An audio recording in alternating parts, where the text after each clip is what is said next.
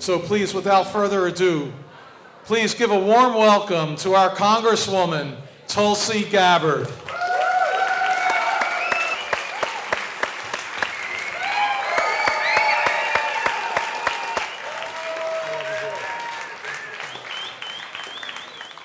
know, when Vince invited me to come and speak here, I was so happy that I knew I'd be able to make it. I knew I would be in Hawaii.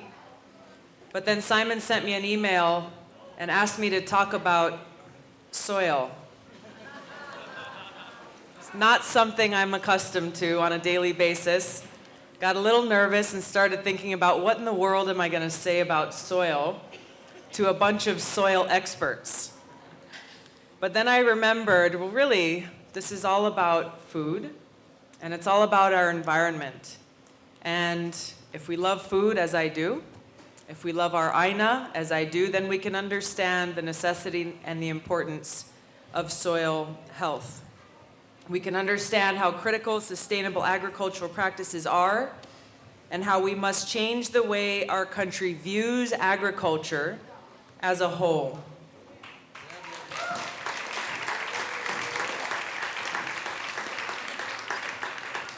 Now, the Farmers Union has accomplished so much in so little time in shifting the conversation about food production from monoculture practices to regenerative and restorative farming.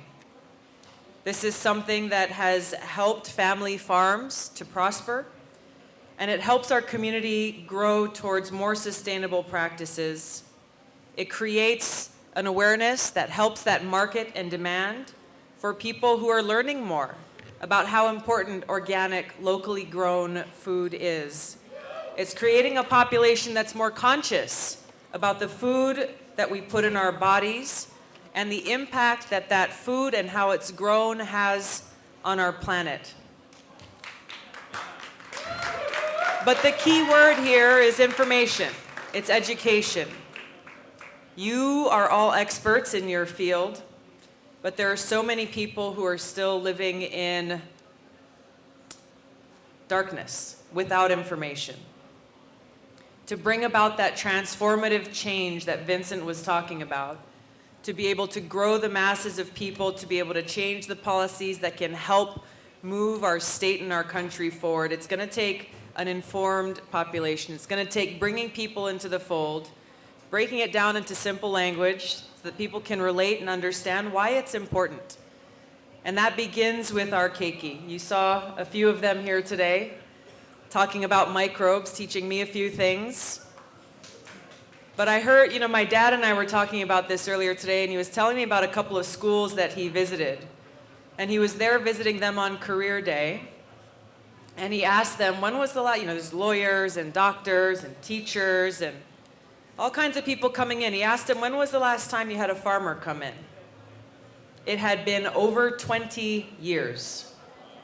Over 20 years since a farmer came in to talk to our keiki and get them excited, as you were talking about, with hip agriculture, about this is the revolution of our generation, is based around food, how we care for our aina and how we care for our people.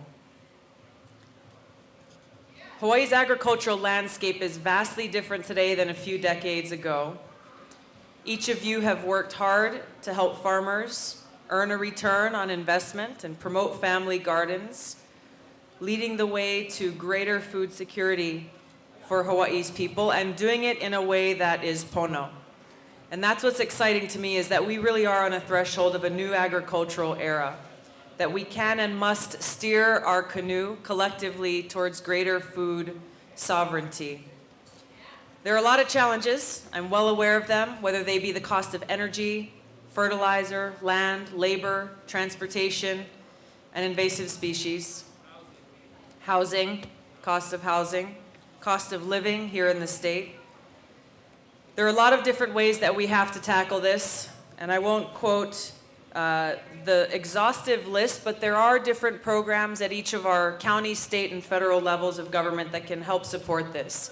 It takes leadership that can recognize and prioritize the importance of our local farmers, of our small farmers, and a sustainable and smart way to grow our agricultural sector.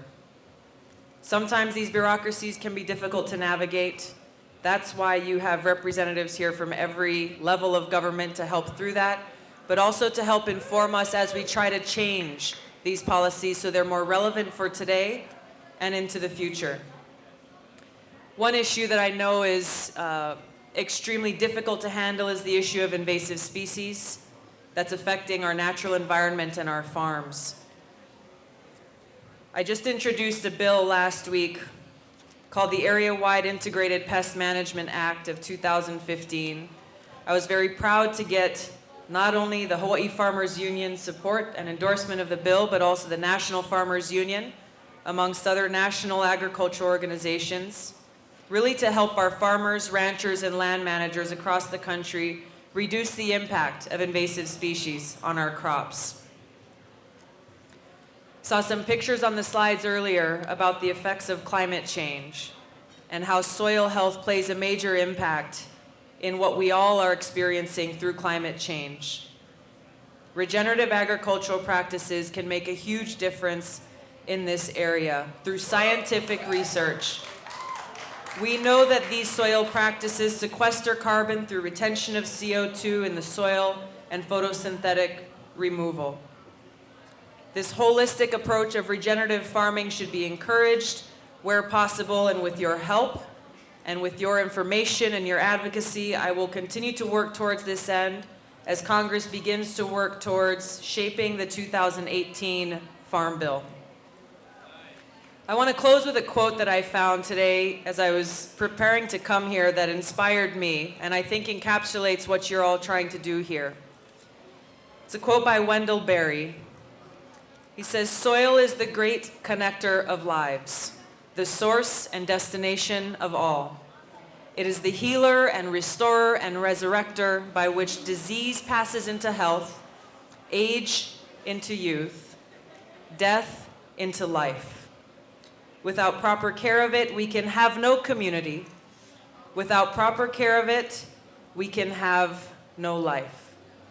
Thank you very much for all that you do. Thanks for inviting me to be here today. Aloha.